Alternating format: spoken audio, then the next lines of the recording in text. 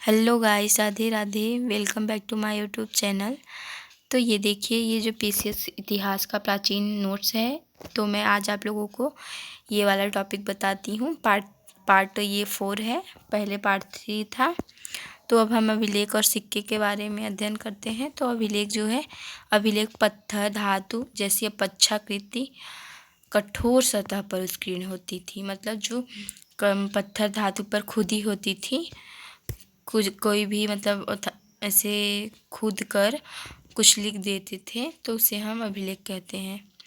प्राचीन काल से इसका उपयोग हो रहा है। शासक इसके द्वारा अपने आदेश को मतलब इस तरह बताते थे ताकि लोग उन्हें देख सके, समझ सके और पालन कर सके। ऐसे अभिलेख को लिखते थे। अभिलेखों के अध्ययन को जो हम अभिलेख का जो अध्ययन करता है उसे हम एपिग्राफी कहते हैं। वही प्राचीन अभिलेखों में मतलब प्राचीन लिपियों का अध्ययन पोलियोग्राफी और अभिलेखों का अध्ययन एपिग्राफी है। तो यही इसमें बताया गया है। और दक्षिण भारत में मंदिरों की दीवारों पर चोलकालीन अभिलेख मिले हैं।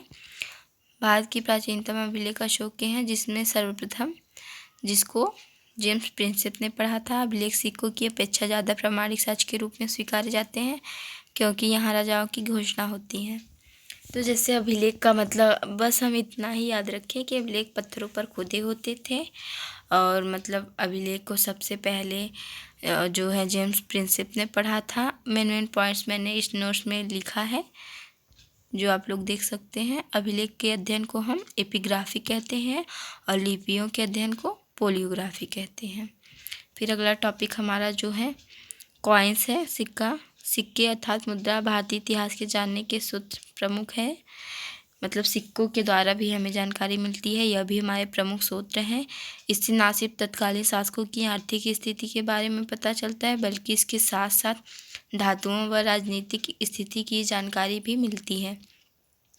जो भारतीय मुद्रा शास्त्र के जनक जेम्स प्रिंसेप हैं, तो यही मतलब भारतीय मुद्रा शास्त्र के जनक भी हैं। सिक्कों का अध्ययन नुमिस्मेटिक्स कहलाता है। भारतीय मुद्रा परिषद इलाहाबाद में 1910 में स्थापित हुआ था। तो ये मैंने मेन चीज़ें लिखी हैं कि भारतीय मुद्रा परिषद जो है इलाहाबाद में 1910 में स्थापित हुआ था। भारतीय उपमहाद्वीप के आरंभिक सिक्के आहत सिक्के हैं, और सबसे पहले सिक्कों पर लेख लिखवाने का कार्य हिंद यवन शासकों ने किया था। तो ये कुछ मेन टॉपिक्स हैं, ये देखिए, इसे हम अच्छे से पढ़ लेते हैं। उसके बाद है हमारा स्वर्ण सिक्का।